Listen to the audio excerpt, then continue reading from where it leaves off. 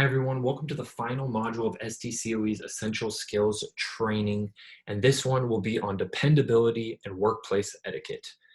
So as always, we start by defining today's skills. So for dependability, we define that as being trustworthy and reliable, and workplace etiquette, we describe as a code of polite behavior among members of a profession. So why did we group these two skills together? Well, interestingly and surprisingly, when we were conducting the research for this module, we were looking up things like, how does one improve dependability? How does one improve their workplace etiquette? And what kept coming up in the search results were articles about how to improve your quality of work, how to improve your job performance, which is a really interesting correlation. So the reason these skills are grouped together is that they both have to do with work quality, which is of course something that employers are interested in, right?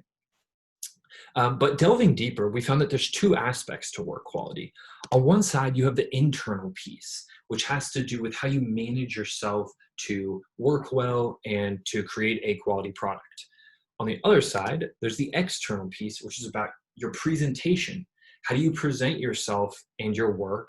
And that affects how other people perceive your work and your abilities. And these are both extremely important to being an effective employee. So now we're going to delve deeper into each of these categories by looking at the building blocks that comprise these larger essential skills. And we'll start off with the internal piece around how does one work independently so that they're not reliant on other people to do their work for them.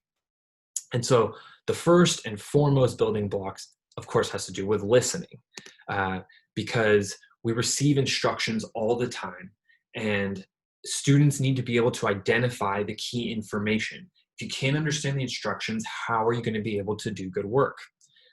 Going hand in hand with that first building block, we have the second one, which is about what happens when you don't understand the instructions. So first, students need to be able to know that they are lacking important information, and then they need to take the initiative to ask questions to obtain that necessary information. And this can be around clarifying duties, like, so you want me to work on this piece. It can be around managing work, so asking about a deadline or who the target audience might be. And then it could also be about learning more about a subject. So when you mentioned formative assessments, what did you mean by that? The third building block is very straightforward around time management and simple. Always meet your assignment deadlines. Of course, things happen. Sometimes you can't meet a deadline or priorities shift, but that's the golden rule. Meet your deadlines and then talk to somebody, communicate if you have a problem or something comes up. And then I touched on it in the third building block, but the fourth building block is around prioritization. And we know as professionals that we are constantly juggling multiple projects, multiple assignments. But what students need to know is that they need an ability, an awareness of what to work on and when, so that they are able to meet all of these competing deadlines. So that wraps up the internal piece. Let's move to the external piece around reputation. How do you build a good reputation with your coworkers and your clients? So again, the first and foremost building block has to do with attitude. Having a positive attitude and good manners makes people want to work with you. We spend a lot of time with our coworkers, and nobody wants to spend 40 hours a week around someone who's negative or rude all the time, right? Second building block, promptness. Always be on time. To meetings, calls, etc. So on first and foremost, this is a way for students or entry-level employees to demonstrate their dependability. And then it also goes back to that manners piece, which is if you're late or you don't show up, people are just going to be annoyed. The third building block, always have the appropriate dress and appearance for a work environment. And for some work environments, this will include having proper equipment.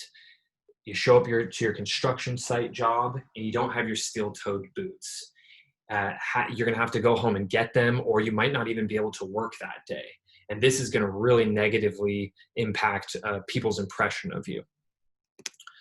The Fourth building block, phone management. This is a very important one for students. When is it appropriate to use your cell phone? What I always tell students is just turn the ringer off, make sure it's on silent. And if you do need to use the phone for texting or calls, don't do it at your workspace. Take it outside, take it to the lobby.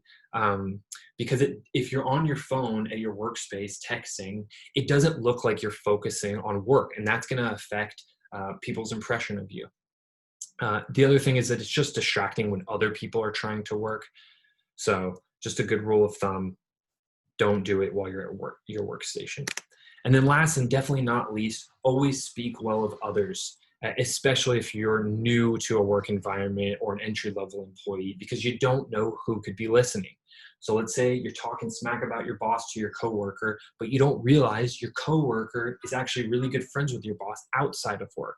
And so your boss is going to hear through their friend what you've been saying about them, and it's going to make a negative impact on your reputation.